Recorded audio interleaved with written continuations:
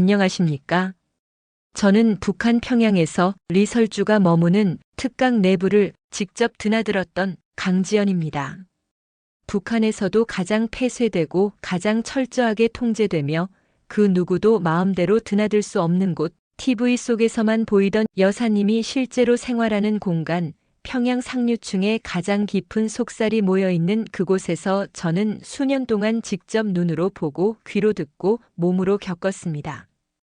밖에서는 인민을 위하는 영부인이라 선전하지만 그 안에서는 외국산 명품, 끝없이 쌓여 들어오는 수입 식량, 코로나 시기 특권층만 맞을 수 있었던 백신과 약이 조용히 그리고 당연하다는 듯 오가는 모습을 수없이 보았습니다.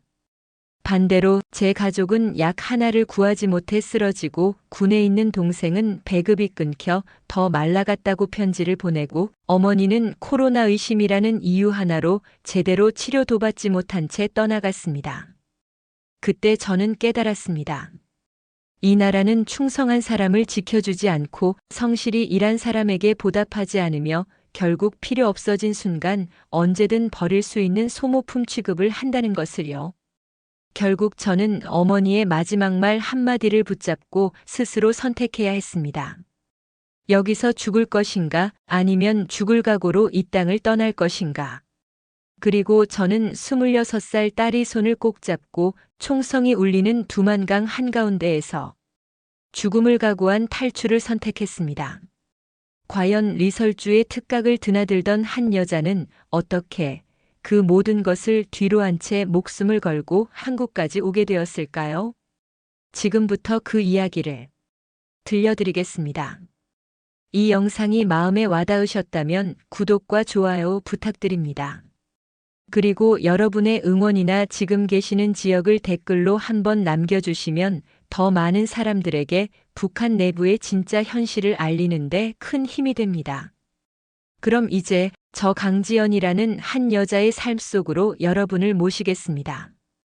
저는 평생을 성실하게 살면 언젠가는 보답받는다. 이 말을 믿으며 살아왔습니다. 평양 모란봉구역에서 태어나 행정관리 분야 보조직으로 일했습니다. 고급직도 아니고 간부 가문도 아니고 그저 말단에 가까운 평범한 여자였죠. 그러던 어느 날 갑작스러운 호출을 받았습니다. 강지연 동무, 상부에서 동무를 쓰고 싶다고 합니다.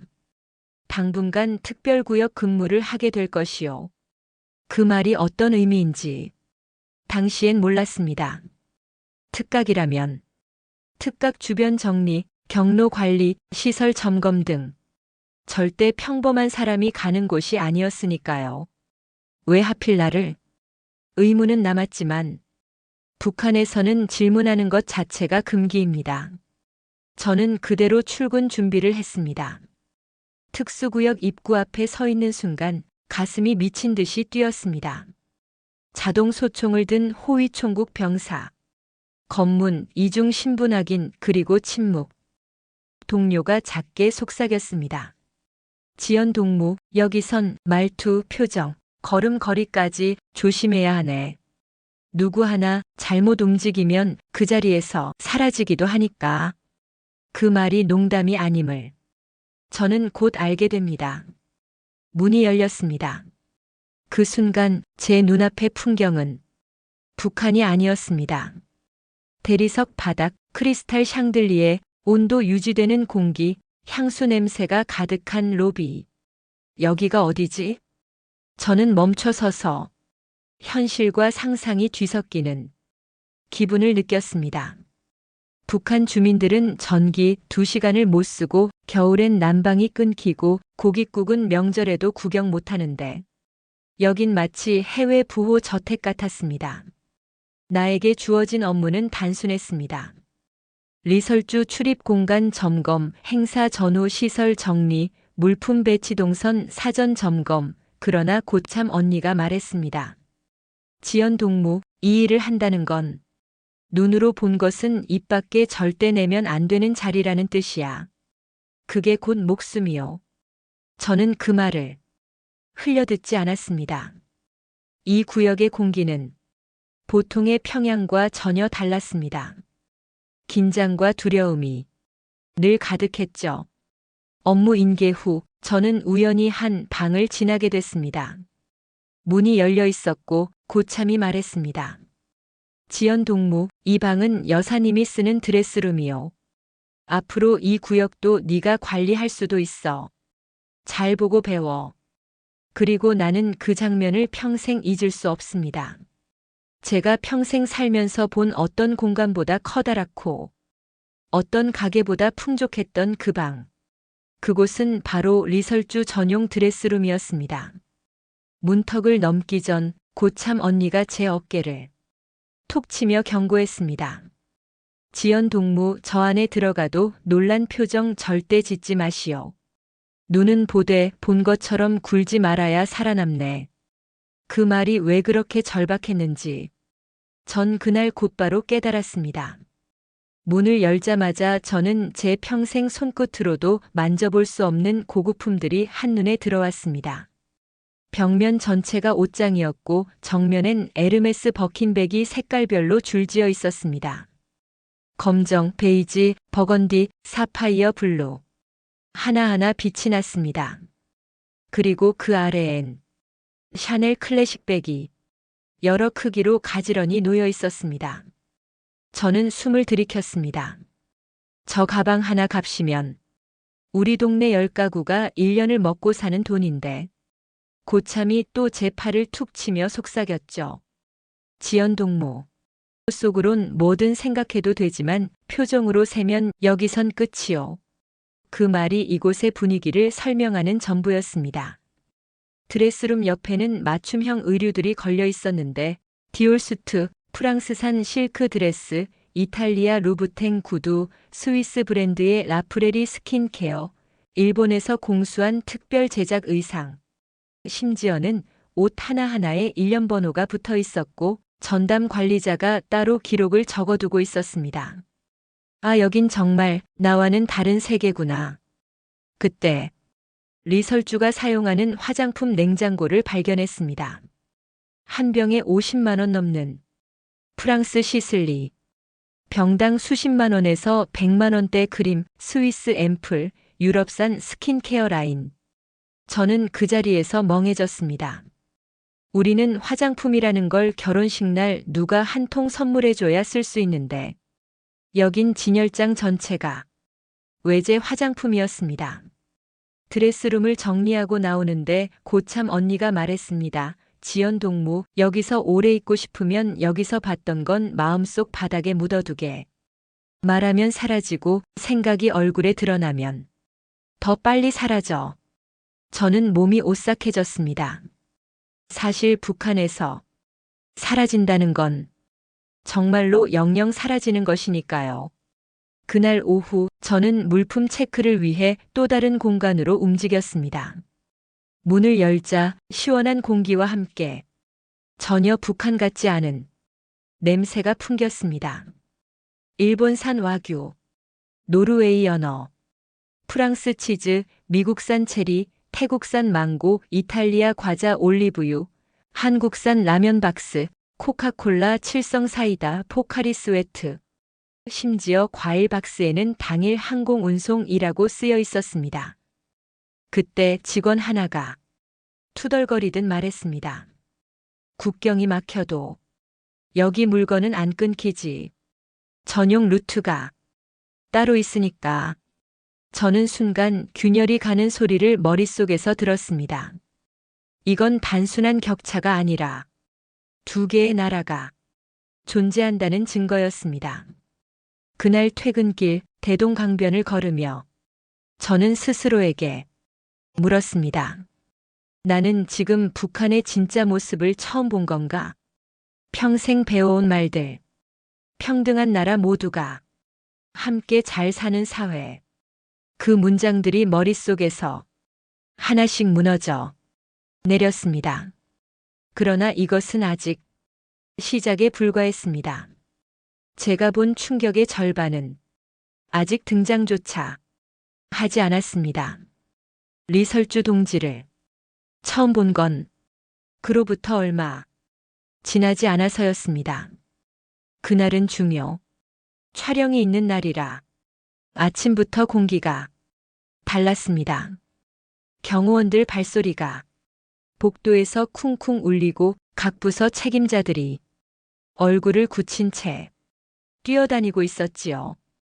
강지연 동무, 오늘은 실수. 절대 안 됩니다. 머리카락 한 올까지 완벽해야 합니다. 알겠습니까? 네, 알겠습니다. 입으로는 그렇게 대답했지만 제 손은 이미 땀으로 젖어 있었습니다. 스타일링룸. 문이 열리면서 여러 명이 동시에 들어왔습니다. 제일 앞에 선 여성이 바로 리설주였지요. TV에서 늘 웃고 손 흔들던 그 얼굴 하얀 정장을 입고 들어왔는데 조명도 꺼진 방인데도 실크 재질이 반짝거릴 정도였습니다. 오늘 콘셉트 뭐예요?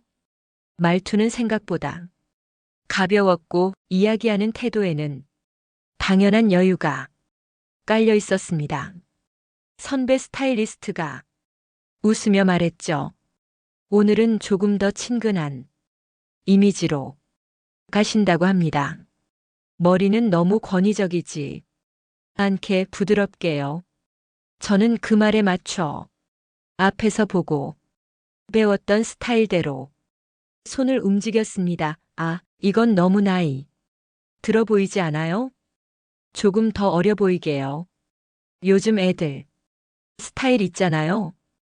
그 말 한마디에 우린 다시 처음부터 스타일을 바꿔야 했습니다. 저는 속으로 생각했습니다. 이분에겐 머리 모양 하나 바꾸는 게 그냥 기분 문제일 뿐이지만 우린 그 한 번의 기분 때문에 밤을 새워야 할 수도 있겠구나. 그날 촬영은 인민을 생각하며 늘 가슴 아파하는 영부인이라는 콘셉트였습니다. 리설주는 카메라 앞에서 이렇게 말했습니다. 요즘 아이들이 밥을 굶는다는 얘기를 들으면 잠이 오지 않습니다. 촬영장 모니터에 잡힌 그 얼굴은 눈가가 촉촉했고 입술은 굳게 담은 채 마치 눈물을 참는 듯 했지요. 카메라 감독이 고개를 끄덕였습니다. 좋습니다. 정말 좋아요. 인민들이 감동하겠어요.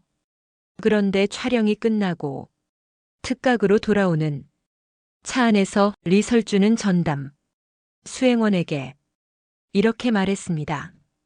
다음에 나올 때는 저번에 봤던 그 파란색 샤넬 있잖아요.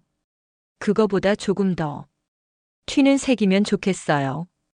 요즘 화면에 잡히는 가방들이 다 비슷비슷해 보여서 저는 조수석 뒤에 앉아 있다가 잠깐 눈을 감았습니다.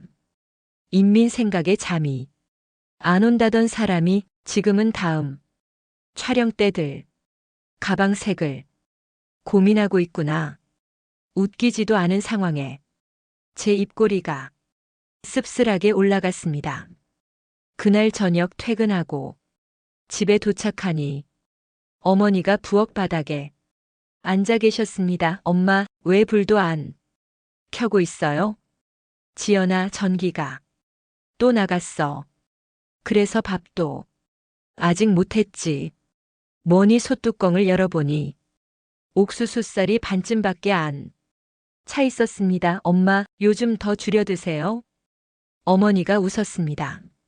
너도 알잖니? 내 월급으로 내 동생 군대에 보내고 내 생활비 쓰고 약값까지 하려면 엄마가 좀 덜 먹어야지. 리설주의 드레스룸에서 버킨 백주를 보던 제 눈앞에 반찬 하나 끝까지 아껴 먹는 어머니, 군대에서 요즘 밥이 더 줄었다는 편지를 보내는 남동생, 장마당에서 하루 종일 서 있다가 손 시려서 우는 조카 얼굴. 이 장면들이 겹쳐서 떠올랐습니다. 그때부터였습니다. 제 마음속에서 무언가가 조금씩 어긋나기 시작한 건 코로나가 터지고 국경 봉쇄령이 떨어졌다는 방송이 나온 날, 특각 안에서는 위생 점검을 한다며 마스크와 손 소독제를 한 박스씩 나눠줬습니다. 강지연 동무, 이거 가족들도 쓰게. 조금 더 가져가. 관리원이 슬쩍 말하며 박스 하나를 제 손에 쥐어줬습니다. 그날 저녁 집으로 오는 길에 장마당 입구를 지나가는데 어떤 아주머니가 마스크 한 장을 들고 흥정하고 있었습니다. 이거 진짜 중국에서 온 거 맞죠? 아들이 기침을 멈추질 못해서 진짜요, 마지막이에요. 이거 아니면 구할 데도 없다니까요. 마스크 한 장 값이 옥수수 몇 대 값과 맞먹는 수준이 되어 있었지요.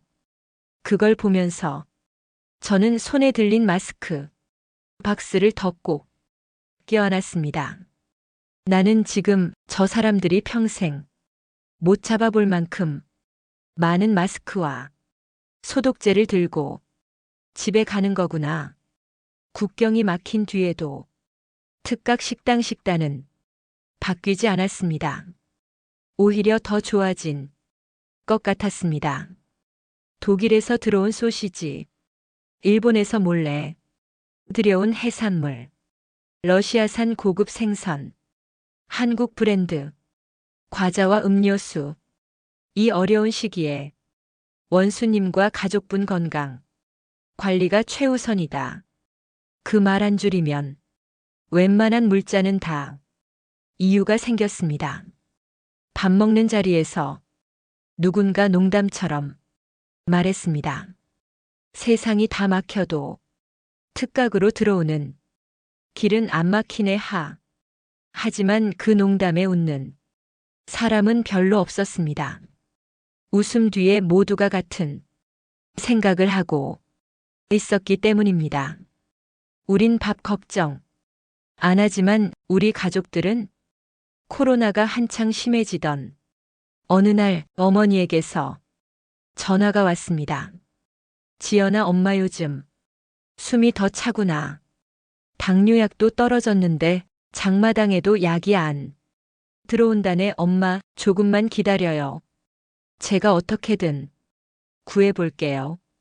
저는 그날 특각에서 쓰다 남은 비타민과 간부들한테서 흘러나온 감기약을 몰래 모았습니다. 그리고 밤늦게 어머니 집에 들렀습니다. 엄마, 이거라도 좀 드세요.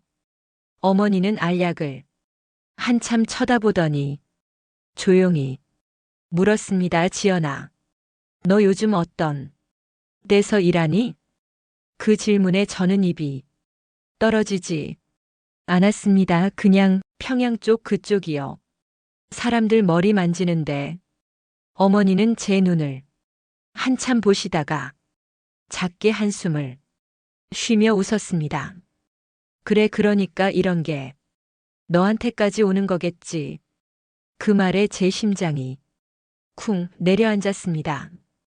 어머니는 제가 어디에서 누구를 위해 일하는지 대충 다 알고 계셨던 겁니다. 지연아, 엄마가 널 미워하거나 부끄러워서 하는 말은 아니다. 다만 잘 봐라. 누가 살찌고 누가 말라 죽어가는지. 그날 밤 집으로 돌아와 불 꺼진 방 안에 앉아 있는데 머릿속에서 그 말이 계속 맴돌았습니다. 누가 살찌고 누가 말라 죽는지. 그거 한 번만 제대로 보면 그 다음부터는 속지 않는다. 그게 제가 처음으로 이 체제를 의심한 순간이었습니다. 특각에서 일한 지 4년째 되던 해, 코로나 봉쇄가 이어지면서 평양 사람들 삶은 점점 더 무너지고 있었지만 특각 내부는 오히려 더 화려해졌습니다. 어느 날 아침 리설주를 위한 비밀 생일 파티 준비가 있었습니다. 그녀가 좋아하는 해외 케이크, 수입 와인, 러시아산 생선 요리까지 테이블 위에 쌓였습니다. 강지연 동무는 케이크, 촛불 쪽 확인해 주세요. 작년에 불이 약해서 다시 찍느라 난리였잖아요. 그 말을 듣는 순간 제 뒷목이 서늘해졌습니다. 밖에서는 어린아이들이 옥수수죽도 못 먹어 길바닥에 쓰러지고 있는데 이곳에서는 케이크, 촛불의 밝기조차 고민하고 있는 거였습니다. 그때였습니다. 갑자기 핸드폰이 울렸습니다. 동생 전화 번호였습니다. 받자마자 들려온 목소리는 제가 평생 들어본 적 없는 소리였습니다. 누나 큰일 났어. 엄마 쓰러졌어. 손에 들고 있던 면도 가위가 바닥에 떨어졌습니다. 심장이 멈춘 것 같았습니다. 무슨 말이야? 병원엔 갔어. 병원에서 산소도 약도 없대. 코로나 의심이면 받지도 않는다고. 누나 엄마가 계속 누나 이름 불러. 그 순간 특각이라는 공간이 사치품으로 뒤덮인 쓰레기장처럼 보였습니다. 이 한가운데서 웃으며 케이크 촛불을 맞추는 사람들, 그리고 그 밖에서 약 한 알 구하지 못해 쓰러지는 내 어머니 둘 다 평양 사람인데 어쩌다 이렇게 두 세계가 되어버렸을까? 저는 몰래 특각을 빠져나왔습니다. 달리다시피 어머니 집으로 향했지요. 집에 도착했을 때 어머니는 창백하게 누워 계셨습니다. 입술은 말라 있었고 숨은 짧았습니다. 엄마 나야. 어머니 눈이 아주 조금 떴습니다. 지연아 손을 잡는 순간 얼음처럼 차가웠습니다. 엄마 지금 병원 가요. 내가 없고라도. 어머니가 손가락을 미세하게 흔들었습니다. 아니다. 병원 소용없다. 엄마, 왜 그런 소리를 해?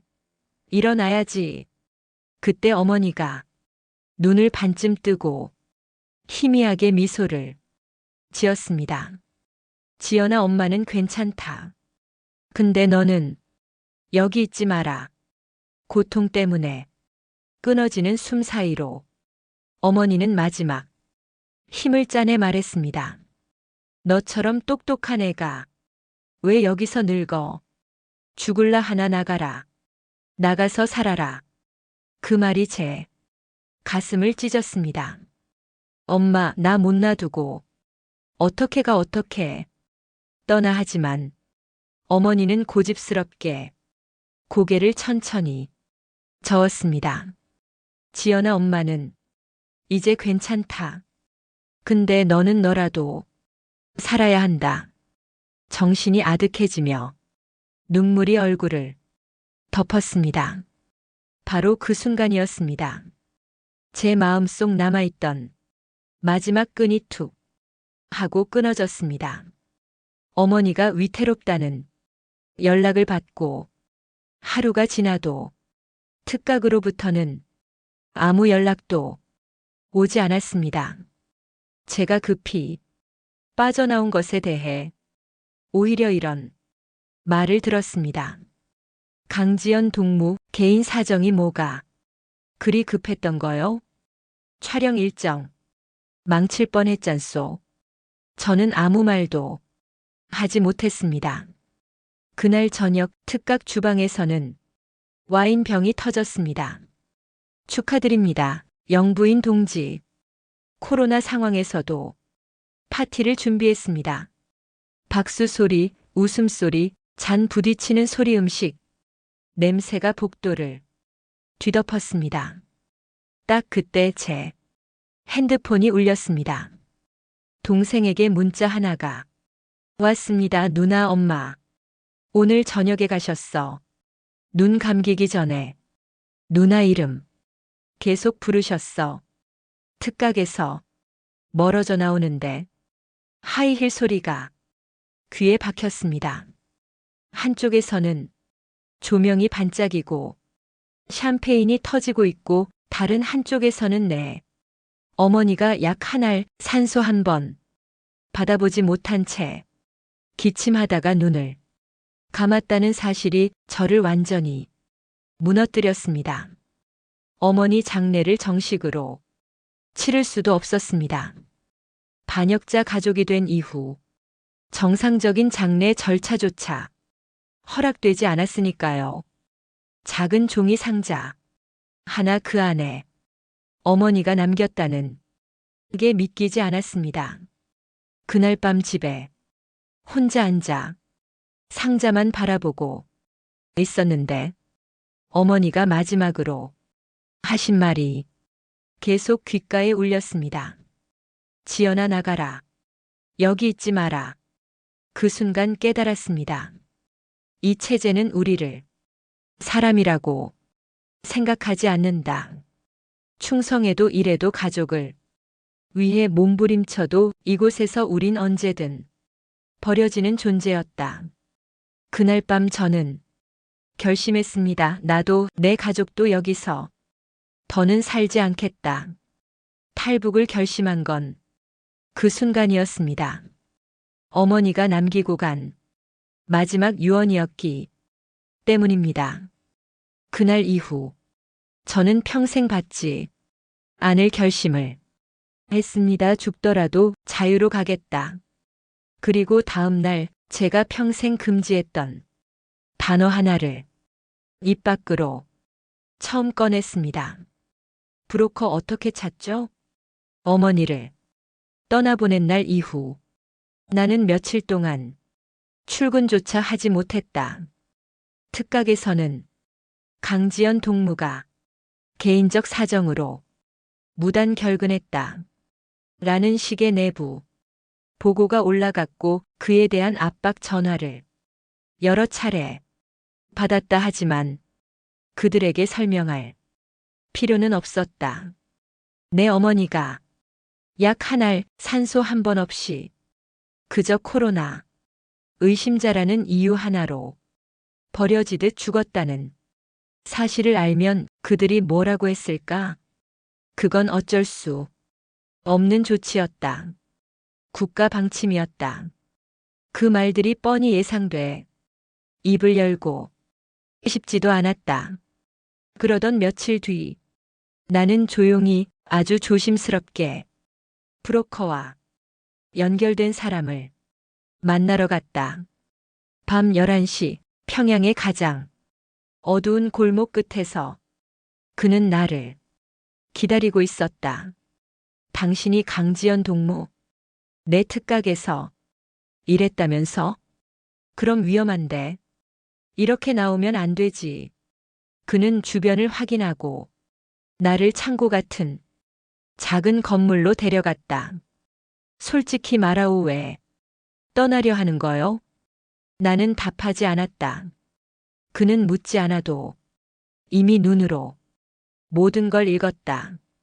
특각에서 일한 사람들의 표정엔 똑같은 흔적이 있었다. 내가 본 현실을 말할 수도 잊을 수도 없다는 비수처럼 그는 끝내 낮은 목소리로 말했다. 알겠소. 남편도 잃었다면서? 어머니도 코로나 때 돌아가셨다고. 나는 그 자리에서 마치 심장을 누가 뜯어간 것처럼 주저앉아 울었다. 그날 밤 브로커는 내게 날짜 하나를 건넸다. 7월 17일 해산. 그날 두만강을 건너요. 그 말을 듣는 순간 나는 돌아갈 수 없는 문을 완전히 열고야 말았다. 탈북 날짜가 정해지자 나는 다시 특각으로 출근했다. 그곳에서 나의 마지막 출근을 누구도 알지 못했다. 그날 리설주는 새로운 촬영 일정 때문에 머리를 정리하러 나왔다. 그녀는 평소처럼 부드러운 목소리로 말했다. 지연 동무, 요즘 얼굴이 좀 안 좋아 보이요. 몸살 났소? 나는 대답할 수 없었다. 내 어머니가 약을 못 구해 죽어가던 그 시기 리설주가 어떤 독일산 비타민을 챙겨 먹었는지, 어떤 프랑스산 얼굴팩을 썼는지 내 두 눈으로 똑똑히 보았기 때문이다. 머리를 손질하며 나는 몇 번이고 실수할 뻔했다. 손이 떨렸고 가위 끝이 제멋대로 흔들렸다. 그녀는 아랑곳하지 않았다. 지연 동무, 다음 주엔 영광스러운 인민의 어머니상을 촬영해야 하오. 그러니 상태 관리 잘 해야지 않겠소. 나는 마음속으로 중얼거렸다. 어머니상? 당신은 단 한 명의 진짜 어머니도 살리지 못한 사람인데. 그러나 입 밖으로 내지 못했다. 웃으며 고개를 끄덕였다. 그날 퇴근할 때 나는 특각을 뒤돌아보지 않았다. 크리스탈 샹들리에 이탈리아산 대리석 바닥, 프랑스 가구로 꽉 찬 기다란 복도, 그 모든 호화로움 속에서 나는 단 한 번도 인간으로 대우받은 적이 없었다. 그리고 그들의 호화 뒤편에는 언제나 수많은 굶주림, 죽음, 침묵이 있었다. 해산으로 출발하기 하루 전날 나는 딸에게 모든 걸 털어놓았다. 그동안 숨겨왔던 특강 내부, 실상 리설주의 생활, 남편이 어떻게 죽음으로 몰렸는지, 그리고 어머니가 어떤 마지막 말을 했는지까지. 딸은 처음엔 믿지 못했다. 엄마.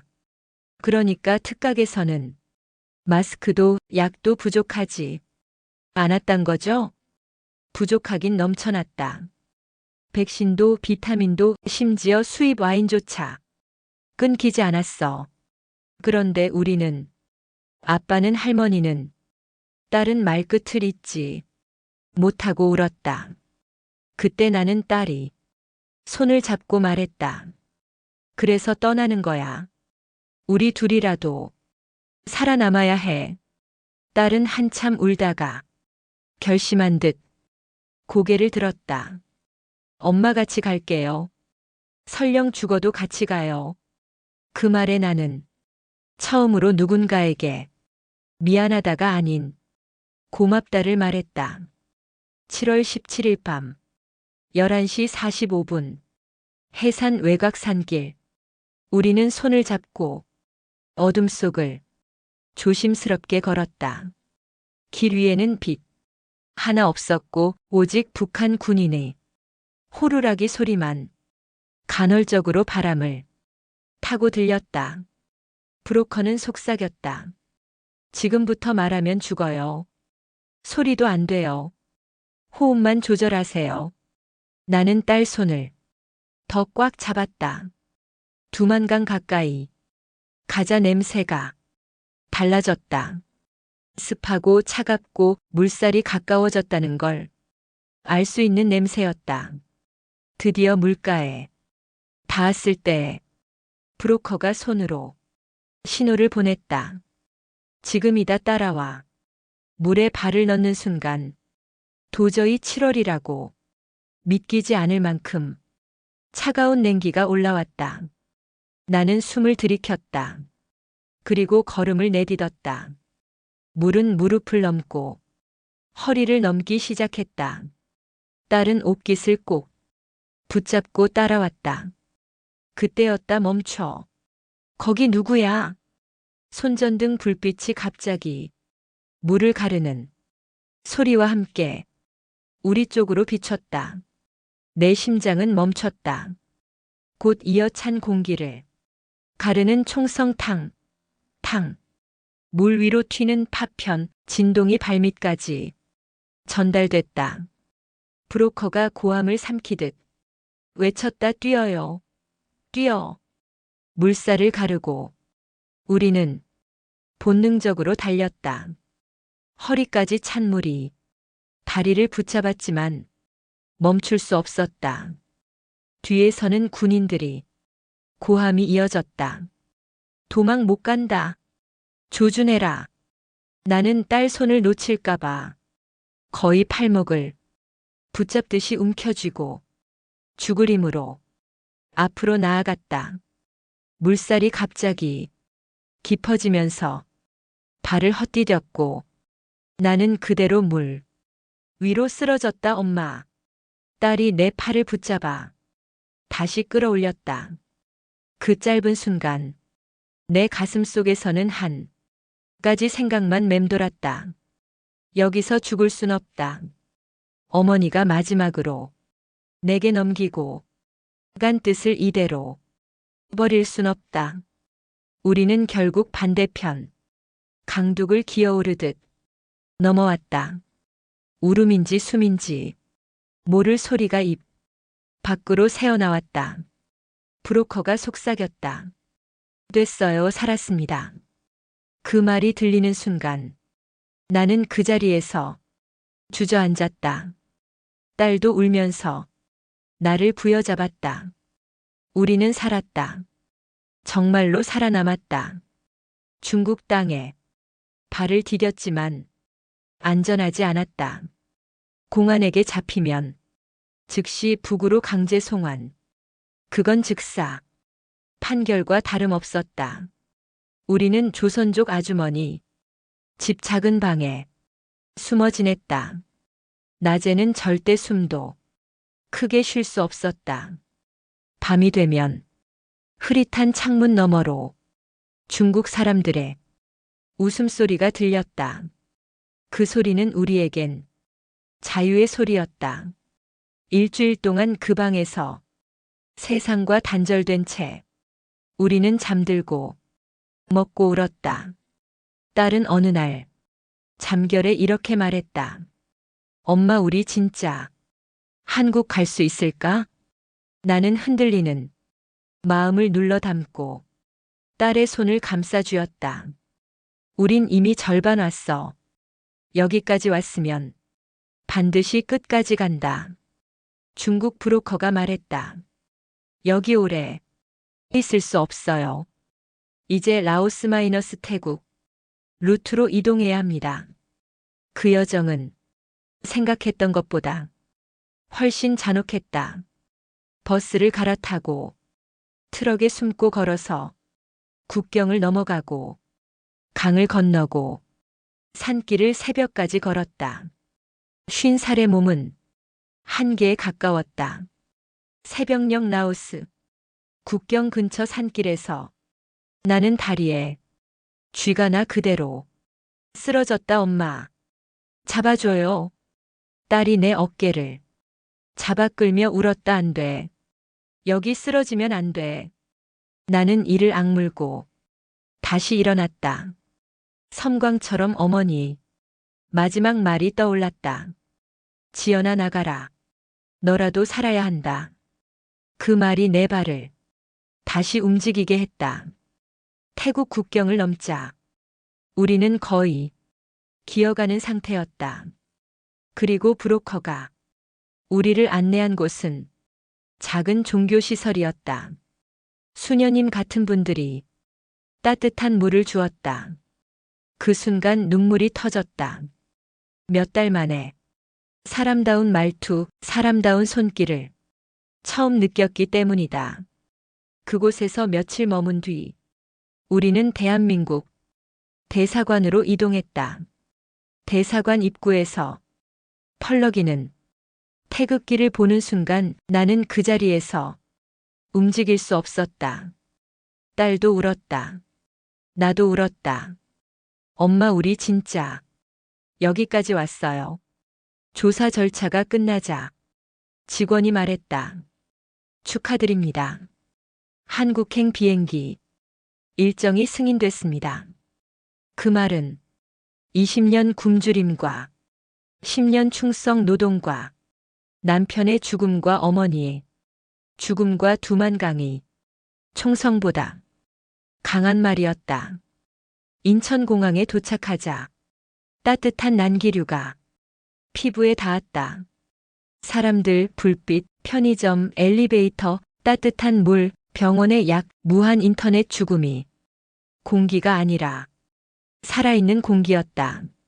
하나원에서 교육을 받으며 나는 계속 같은 생각만 했다.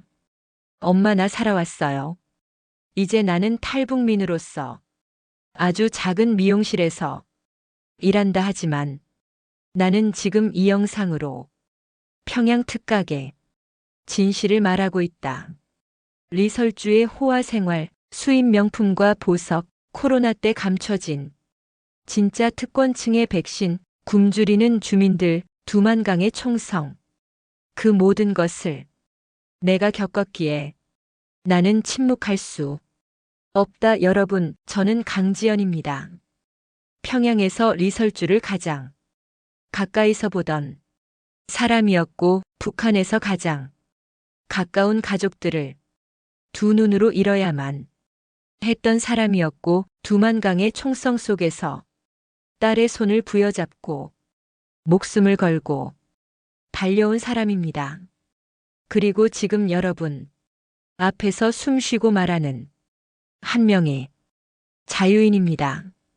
제가 오늘 이 이야기를 한 이유는 단 하나입니다.